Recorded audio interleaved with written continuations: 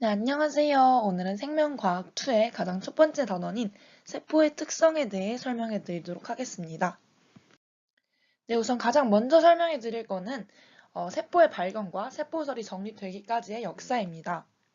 세포는 1665년 훅이 가장 먼저 발견을 했는데요. 당시에 훅은 자신이 직접 만든 현미경으로 코르크 조각을 관찰하다가 벌집 모양으로 된 코르크 조직의 구조를 발견하였고, 이를 셀, 즉 세포라고 이름을 붙였습니다. 근데 나중에 알고 보니까 당시에 훅이 발견했던 것은 살아있는 세포가 아닌 죽은 세포의 세포벽이었습니다. 그 다음으로는 레이우앤 훅이 처음으로 살아있는 세포를 관찰하였고, 브라운이 세포의 핵을 발견하였습니다. 그리고 1838년 슐라이덴이 모든 식물체는 세포로 이루어져 있다라고 하며 식물에 대한 세포설을 주장하였습니다.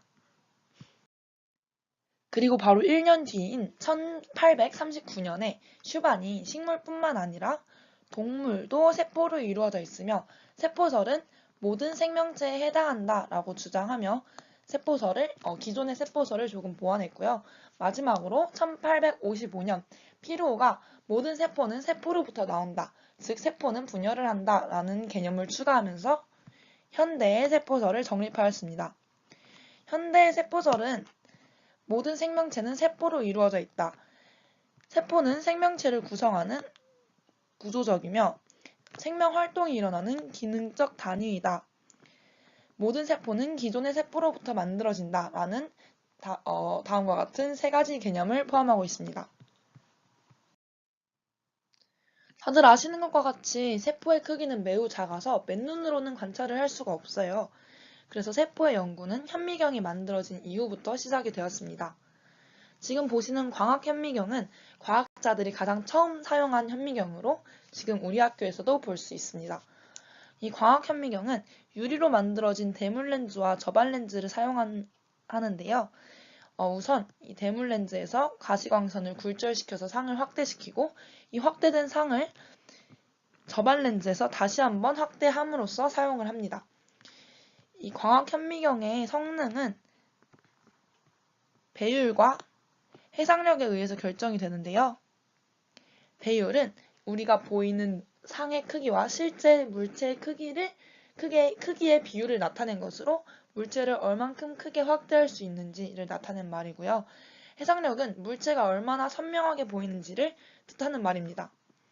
이 광학현미경의 경우에는 배율이 약 1500배이고요. 해상력은 약 0.2 마이크로미터입니다. 광학현미경은 전자현미경에 비해서 배율과 이 해상력이 떨어지지만 살아있는 세포를 관찰할 수 있다는 장점이 있습니다. 광학현미경의 종류는 우리가 일반적으로 보는 그런 일반적인 광학현미경 외에도 위상차 현미경과 형광현미경 등 다양한 종류가 있는데요. 그 중에서도 위상차 현미경은 세포를 염색하지 않고 직접 관찰해야 될 경우에 유용하게 사용이 되고요. 형광현미경은 세포 내 특정 물질의 위치를 알아야 될 때 사용됩니다. 광학현미경을 통해서는 세포 소기관의 대략적인 위치까지는 알 수 있지만 세포 소기관의 정확한 구조를 관찰하기 위해서는 전자현미경이 필요해요. 이 전자현미경의 경우에는 가시광선보다 더 파장이 짧은 전자렌즈를 사용해서 굴절을 시키면서 상을 확대하는 기구입니다. 전자현미경은 배율이 최대 100만 배까지이고요. 해상력은 약 0.2 나노미터입니다. 앞서 말씀드렸듯이 세포 소기관을 관찰할 수 있을 정도로 배율과 해상력이 뛰어납니다. 광학현미경과 마찬가지로 전자현미경 또한 다양한 종류가 있는데요. 이 주사 전자현미경의 경우 전자를 시료 표면에 주사를 해서 컴퓨터 화면에 시료 표면에 3차적인 입체 영상을 띄울 수 있게 합니다. 그래서 세포의 표면이나 외부 형태를 관찰하는 데 유용하게 사용이 됩니다. 투과 전자현미경 같은 경우에는 전자를 시료의 얇은 단면에 투과를 시키면서 이를 컴퓨터 화면에 시료 단면의 영상을 형성을 하게 해요. 그래서 세포 내부 구조, 즉 세포 소기관을 자세히 보는데 유용하게 사용이 됩니다. 전자현미경은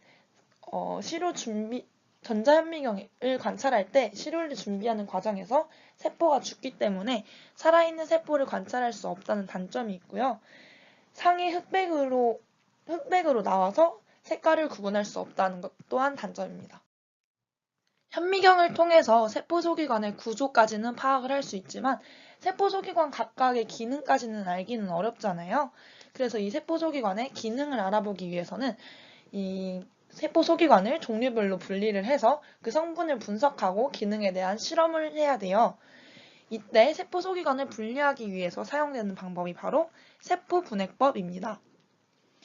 세포분해법은 먼저 세포를 균질기나 분쇄기로 부순 다음에 원심 분리기를 통해서 세포소기관을 단계적으로 분리하는 방법이에요. 이렇게 부순 세포 혼합물을 원심 분리기로 속도와 시간을 다르게 해서 회전을 시키면 밀도와 크기, 그러니까 세포소기관 밀도와 크기에 따라서 다른 종류의 세포소기관이 분리가 되는데요. 동물 세포의 경우 그 순서가 핵, 미토콘드리아, 세포막과 내부 막조각, 리보솜, 세포액 이 순서대로 세포소기관이 분리가 되고요. 식물세포의 경우 세포벽, 핵, 엽록체, 미토콘드리아, 세포막과 내부 막조각, 리보솜, 세포액 이 순서대로 분리가 됩니다. 여기서 보실 수 있듯이 식물세포에만 존재하는 기관인 세포벽과 엽록체를 제외하면은 동물세포와 식물세포가 같은 순서대로 분리가 되는 것을 확인하실 수 있습니다. 다음은 자기방사법인데요. 자기방사법이란 살아있는 세포 내에서 일어나는 물질의 위치와 이동 경로를 연구하는 방법입니다. 이는 세포의 방사성 동위원소로 표지된 화합물을 넣고 화합물의 방사성 동위원소에서 방출되는 방사선을 검출을 해서 그 물질의 위치를 알아내는 방법입니다. 예를 들어서 방사성 동위원소로 표지된 아미노산을 세포에 주입하고 이를 추적하면은 세포 내에서 단백질이 합성 이동되는 경로를 연구할 수 있습니다. 이는 주로 물질 대사의 경로를 밝히는 연구 또는 세포 분열과 유전에 관한 연구에 자주 사용되는 방법입니다. 마지막은 조직 배양법인데요. 이는 생물체에서 떼어낸 조직이나 세포를 양분이 포함되어 있는 배양액이나 배지에 묵은 상태로 기르는 것입니다.